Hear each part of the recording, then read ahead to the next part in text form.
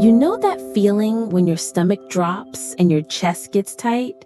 That's exactly what happened when I counted the crumpled bills in my hand for the third time. 17 years old, standing in the shoe aisle of a discount store, holding $23 that was supposed to last me 2 weeks. I needed work shoes. Not wanted, needed. My old sneakers had holes so big I could stick my thumb through them. And tomorrow was my first day at the grocery store where I'd finally landed a job after weeks of rejections. The cheapest pair of black work shoes sat in front of me like a mountain I couldn't climb. $27. Just $4 more than I had, but it might as well have been $400. I picked them up, feeling their weight, imagining how they'd feel on my feet during those long shifts. But as I held them, all I could think about was the empty fridge at home and how my mom had been skipping meals again, pretending she wasn't hungry so I could eat. Those 4 missing dollars represented more than shoes. They represented the impossible choice between having a job and having food. I put the shoes back on the shelf and pulled out my phone, pretending to check messages while my mind raced through calculations I'd done 1,000 times before. Rent was due in 5 days, and Mom's disability check wouldn't come until next week. We had exactly 1 can of soup and half a loaf of bread at home. If I bought these shoes, we'd have nothing left for food, bus fare, or the late fee that was already threatening to pile onto our rent. The fluorescent lights hummed above me as other customers walked by, grabbing items without a second thought. I watched a woman toss a pair of expensive sneakers into her cart like it was nothing, and I felt something bitter rise in my throat. Not anger at her, she'd done nothing wrong, but at the unfairness of it all. How some people could buy shoes on impulse while I stood here doing math that always ended with not enough. I picked up a cheaper pair, $15, but they were canvas and wouldn't last a week on the job. The manager had been clear. Proper work shoes required, no exceptions. My hands were shaking now, and I hated myself for it. 17-year-olds weren't supposed to shake over $27, were they? But here I was, feeling like the walls were closing in around me in the middle of a shoe aisle. I'd been so sure this job would be the answer, the thing that would finally let me help Mom properly, maybe even let us both eat real meals again. Now it felt like another door slamming shut before I could even get my foot through it. I started walking toward the exit, my broken sneakers squeaking against the polished floor with each step. The sounds seemed to echo my failure, announcing to everyone that here was a kid who couldn't even afford the basic tools needed for work. I passed the checkout lines, watching people buy their groceries, their clothes, their normal lives, and I felt invisible in the worst way. Not the kind of invisible that lets you blend in, but the kind that makes you feel like you don't deserve to take up space in the world. The automatic doors whooshed open, and I was almost free of this embarrassing moment when I heard footsteps behind me. "Excuse me." The voice was quiet but firm, and something made me turn around, even though every instinct told me to keep walking. A man stood there, maybe in his 50s, wearing a simple gray jacket and jeans that had seen better days. His face was kind but weathered, like someone who'd seen his share of hard times. He wasn't smiling exactly, but his eyes held something I couldn't quite identify. Recognition, maybe, or understanding. "Those shoes," he said, nodding toward the store. "You need them for work." I felt my cheeks burn with embarrassment. Had he been watching me? Had my desperation been that obvious? I wanted to lie, to pretend I was just browsing, but something about his expression stopped me.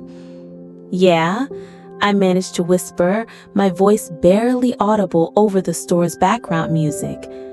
First day tomorrow. He nodded slowly like he'd expected that answer and then said something that stopped my world. Come on, let's go get them. I stared at him, certain I'd misheard him. What? The word came out sharper than I intended, defensive and confused.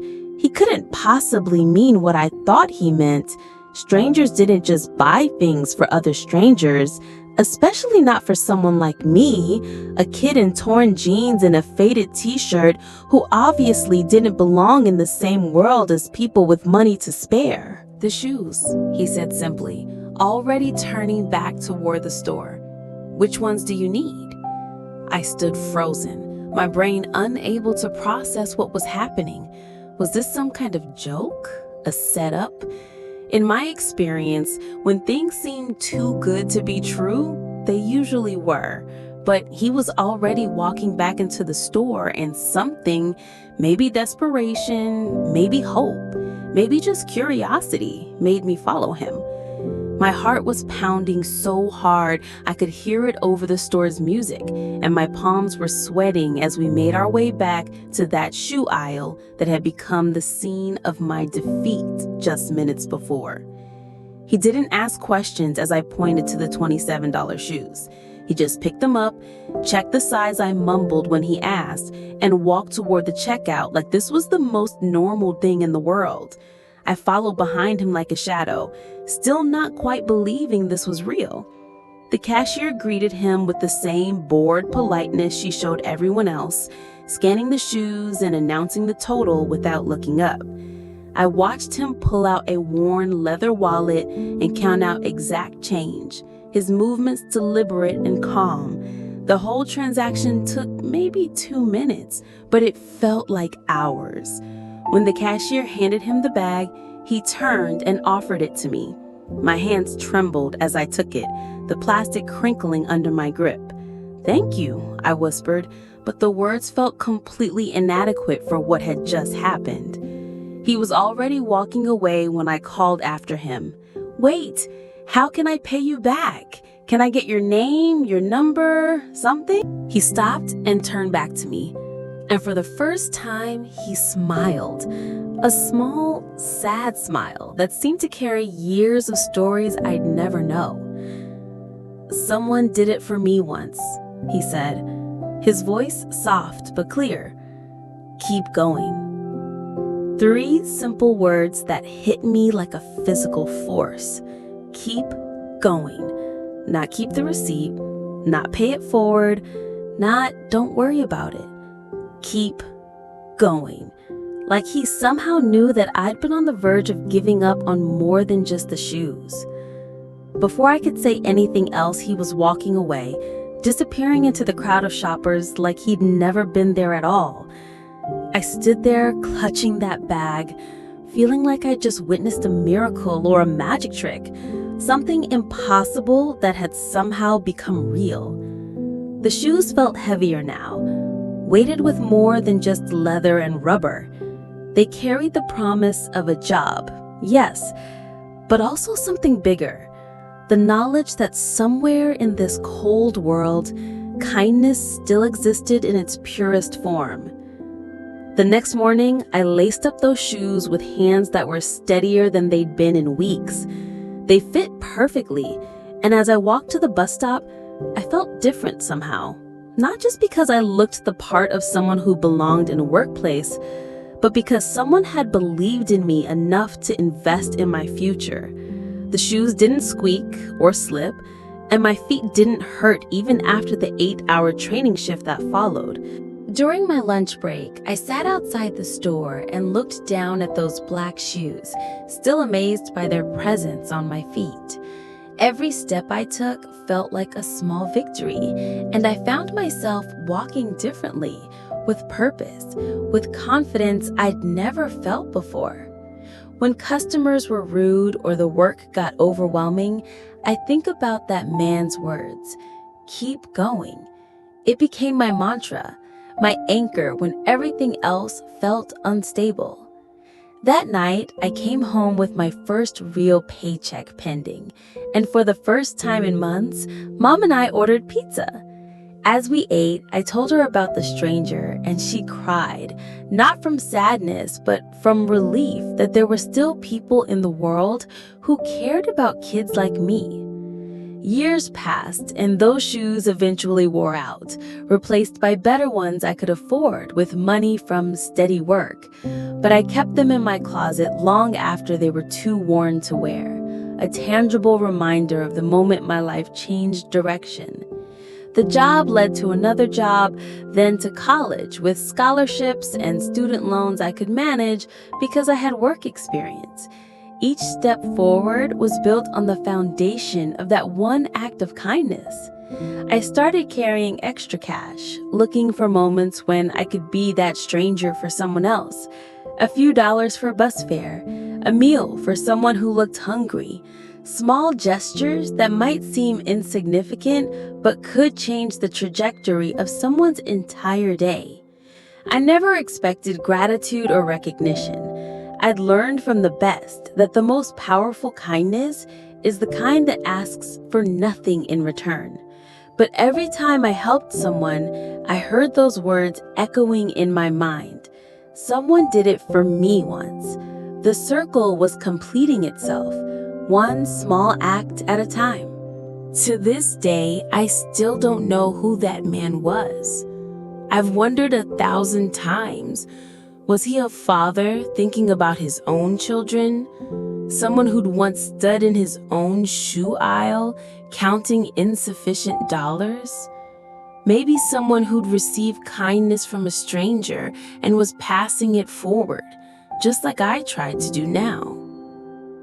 The mystery doesn't bother me anymore. In fact, it makes the gift more beautiful somehow. What I do know is this. In a world that often feels harsh and indifferent, there are people walking among us who carry light in their pockets, ready to share it when darkness threatens to overwhelm someone else. That man didn't just buy me shoes, he bought me hope, dignity, and the unshakable belief that kindness is real and worth practicing every single day. His words still guide me when life gets hard. Keep going. And I do, carrying forward the love he showed me, waiting for my own chance to be someone stranger with perfect timing. Because someone did it for me once, and now it's my turn to do it for someone else. Love our story? Subscribe to our channel. This single act of love will inspire us to keep bringing more stories for you. Because just like that stranger in the shoe store, your support helps us keep going, sharing the moments that remind us all how beautiful humanity can be.